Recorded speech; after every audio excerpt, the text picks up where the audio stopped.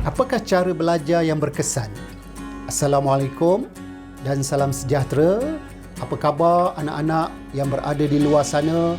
Semoga kekal sihat dan bersemangat untuk terus belajar. Itu yang penting, mengikuti PDP maupun PDPR.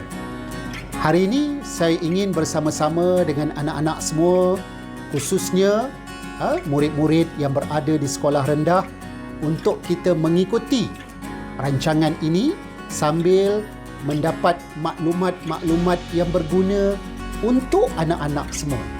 Mula-mula kita nak tengok apakah cara belajar yang berkesan. Sebenarnya cara belajar ni berbeza-beza antara seorang dengan yang lain.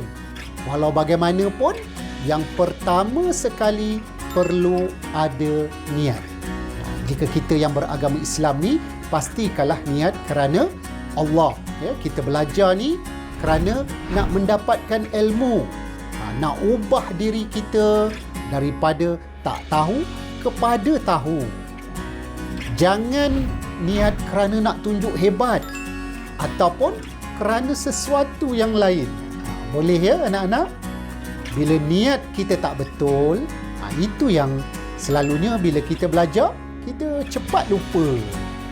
Jadi, walaupun kita baru saja di sekolah rendah, tetapi kita kena sedar, dari sekarang kita dah mula berniat. Ya? Okey. Yang keduanya, cara belajar berkesan ini, kita kena tahu kenapa kita perlu belajar.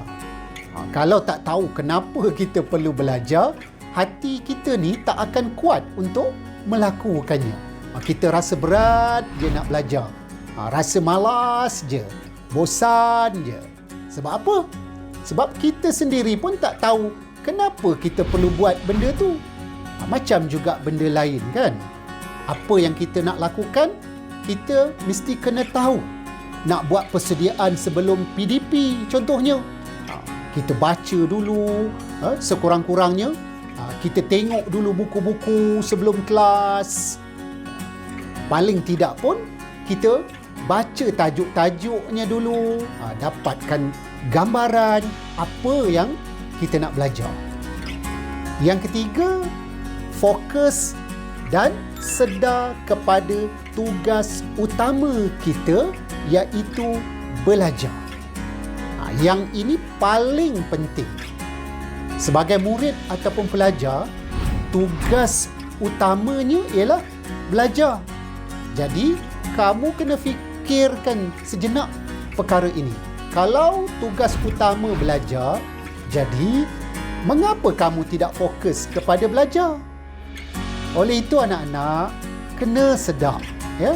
Bila kita belajar mengikuti PDP, PDPR ke, ada dua rahsia sebenarnya. Iaitu maksimumkan tumpuan, minimumkan gangguan. Sebab itu anak-anak, bila kita belajar, bila kita PDP, pastikan fokus kita 100%. Pastikan tumpuan kita 100%. Perlu sedar tentang tugas kita tadi adalah belajar. Jadi tak bolehlah masa belajar main handphone, masa belajar kacau kawan, masa belajar kat sebelah pasang muzik kuat pula tu, kat belakang ada suara TV. Sebab tu kita tak faham apa yang kita belajar. Okey, yang keempat, mengurus masa dengan betul. Murid-murid semua, orang yang berjaya adalah orang yang sentiasa menguruskan masa dengan baik. Ini anak-anak sangat berkait dengan disiplin kita. Orang yang berdisiplin ada aturan hidupnya. Tidur dia cukup, masa tidur dia betul. Barulah bila nak belajar tu kita cergas, ada tenaga. Okey, ingat tak apa yang saya kongsikan tadi? Yang pertama, cara belajar berkesan, niat. Yang kedua, tahu kenapa kita perlu belajar. Yang ketiganya, fokus. Dan yang keempatnya, pengurusan masa. Didik TV KPM. Didik TV KPM.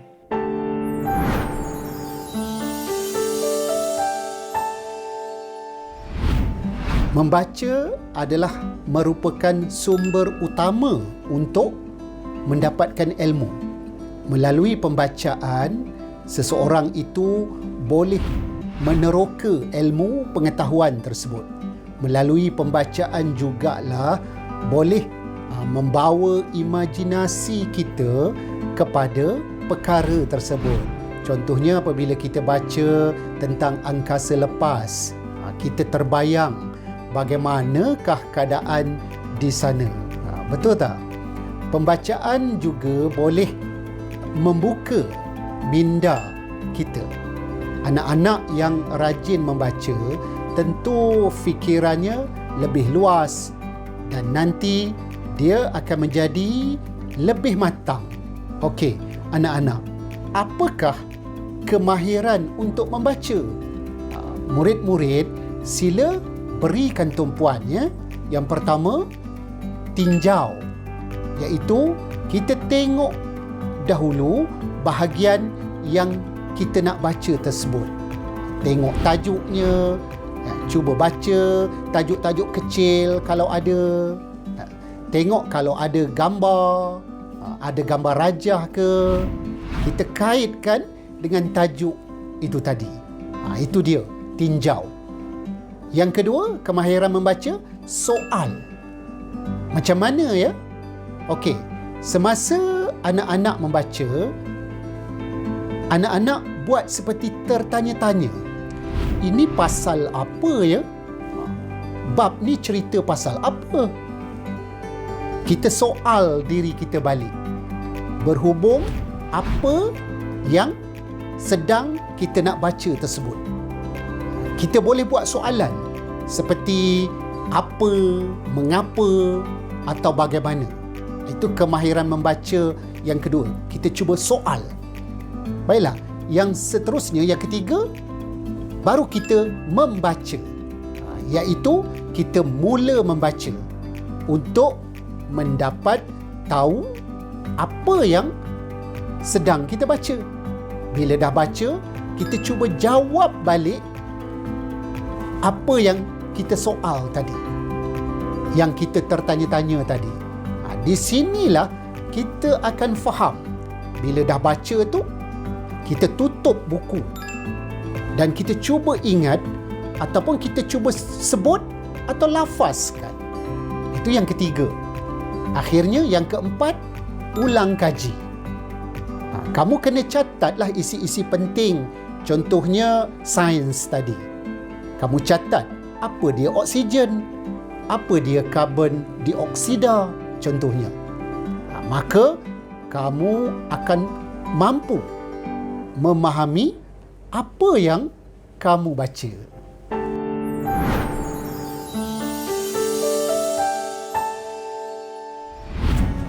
Apakah maksud kemahiran mengingat? Anak-anak selepas PDP biasanya ingat tak lagi apa yang cikgu bincangkan, apa yang cikgu ajar, ke dah lupa? Betul kan? Okey, jangan risau. Sekarang, mari kita berikan tumpuan bagaimana pula kemahiran mengingat.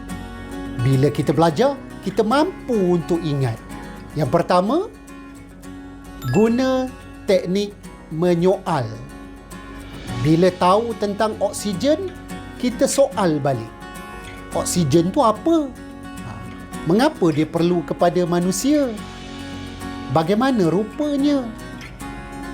Yang kedua, kita kaitkan dengan apa yang kita belajar tersebut dengan satu cerita.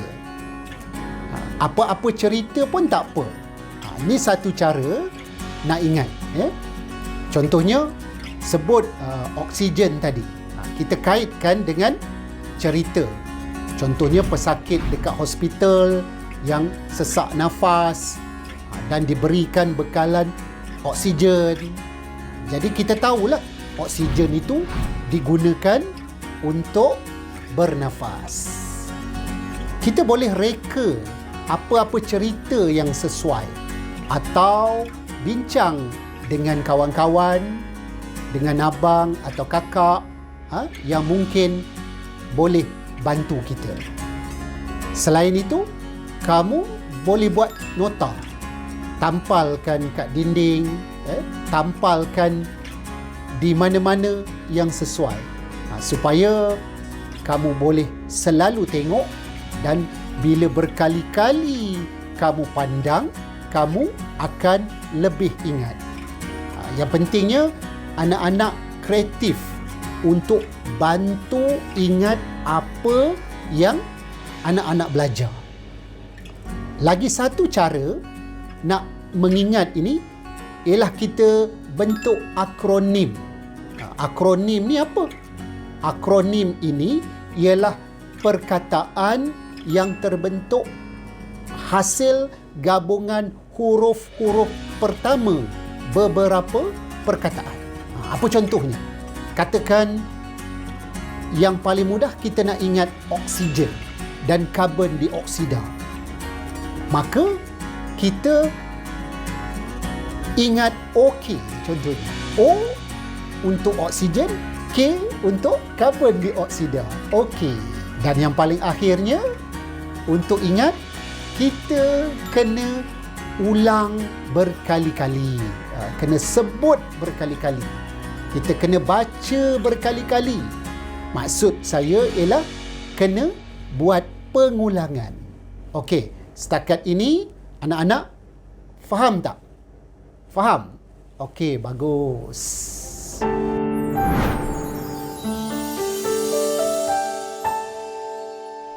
Seterusnya ialah kemahiran mendengar. Anak-anak, kemahiran mendengar ini satu lagi kemahiran belajar yang sangat penting. Kemahiran mendengar yang baik membolehkan anak-anak memperoleh dan memproses maklumat dengan tepat. Maksudnya, anak-anak akan lebih faham bila belajar. Jika kita bercakap pun, sekiranya ada kemahiran mendengar, interaksi kita akan menjadi lebih baik. Jadi, bagaimana nak bina kemahiran mendengar ini? Yang pertamanya, bersedia untuk mendengar. Perlu bersedia. Sebelum cikgu mulakan PDP, kita kena bersedia untuk mendengar. Orang yang mengamalkan kemahiran mendengar, dia sentiasa bersedia untuk mendengar. Seterusnya yang kedua, kita biasakan dahulu dengan sesuatu perkataan atau ayat. Maksudnya, kamu kena buat pembacaan terlebih dahulu. Dengan pembacaan awal, bila cikgu sebut je perkataan itu, kamu dapat dengar dengan baik. Sebab kamu dah tahu perkataan tu. Kalau tidak, kamu akan rasa pelik. Macam tak pernah dengar je perkataan tu. Dan mungkin kamu dengar sesuatu yang tidak tepat. Yang ketiga, kamu dengar dengan teliti. Kamu fokus kepada apa yang kamu dengar. Pastikan juga tak ada gangguan ketika kamu nak dengar apa yang cikgu cakapkan. Dengar dengan teliti juga, maksudnya kamu fokus kepada apa yang cikgu perkatakan. Yang terakhir, dengar dengan penuh minat. Ini juga sangat penting tau anak-anak. Bila kita ada minat, kita akan dengar dengan baik. Betul tak? Jadi, ini antaranya yang penting di dalam kemahiran mendengar. Didik TV KPM. Didik TV KPM.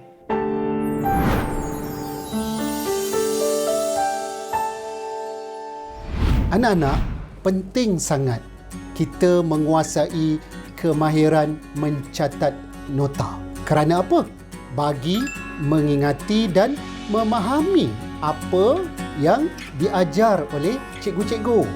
Ingat anak-anak, menulis adalah kuasa untuk mengingat. Apa kelebihan menulis atau mencatat ini? Okey, dengar elok-elok ya anak-anak. Bila kita nak mencatat nota, proses yang berlaku adalah telinga akan mendengar, otak akan berfikir dan mata akan melihat. Maka hasilnya kita akan bertambah faham dan ingat. Itulah yang penting sangat kita mencatat nota. Okey, sekarang kita nak bincang bagaimana nak catat nota. Anak-anak berikan tumpuan ya. Okey, yang pertama, tulis seringkas yang mungkin. Jangan tulis apa sahaja yang cikgu cakap atau apa sahaja yang ada di dalam buku. Yang kedua, ketika cikgu menjalankan PDP ataupun PDPR, tulis cepat-cepat. Kalau tidak, tak sempat nak catat.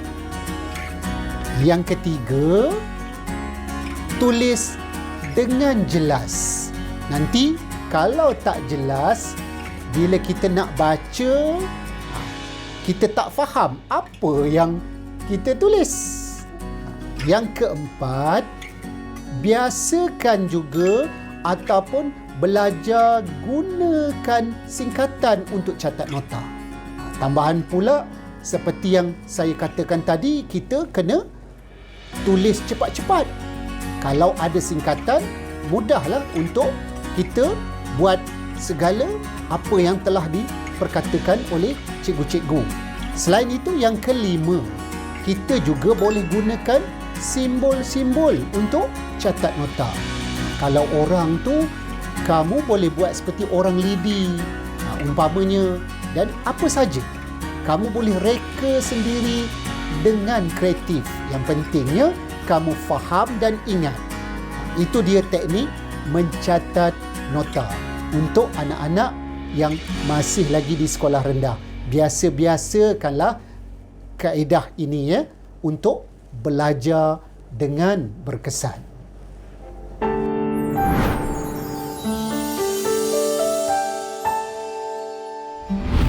Apakah teknik paling berkesan belajar dari rumah? Ketika negara kita dilanda pandemik COVID-19, wujud satu fenomena yang tak pernah berlaku sejak dulu. Sebelum ni, kita tak pernah alami suasana seperti sekarang, yang terpaksa duduk di rumah, terpaksa mengikuti PDPR. Tak pernah terfikir sebelum ini ada istilah PDPR dan sebagainya. Oleh itu, mau tidak mau, kita tetap kena belajar. Maka, apakah kemahiran belajar dari rumah? Antaranya ialah belajar menggunakan medium YouTube. Murid-murid, medium YouTube ini telah jadi medium yang sangat berkesan untuk kita mempelajari sesuatu. Bukan sahaja nak belajar mata pelajaran yang diajar di sekolah.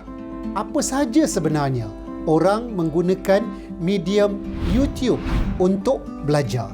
Seterusnya, satu lagi cara berkesan belajar di rumah ialah dapatkan bahan secara percuma di Telegram. Telegram boleh digunakan di telefon pintar dan juga di komputer. Banyak bahan yang bersaiz besar boleh dimuatkan di dalam aplikasi Telegram ini. Ini juga satu cara yang berkesan. Selain Telegram, berinteraksi dengan guru melalui WhatsApp juga merupakan kaedah berkesan yang boleh digunakan. Seterusnya, belajar dengan mengikuti rancangan yang diatur oleh Didik TV KPM. Sekarang ini anda bersama Didik TV KPM yang dipancarkan melalui TV ke rumah anak-anak sekarang.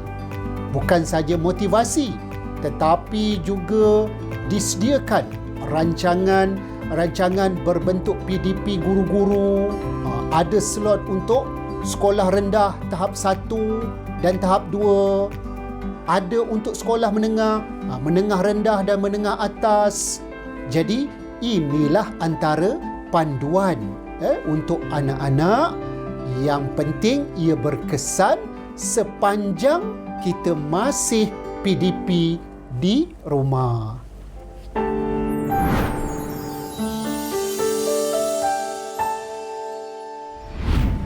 Kemahiran belajar merujuk kepada kemahiran untuk menyediakan diri bagi menerima ilmu ketika belajar.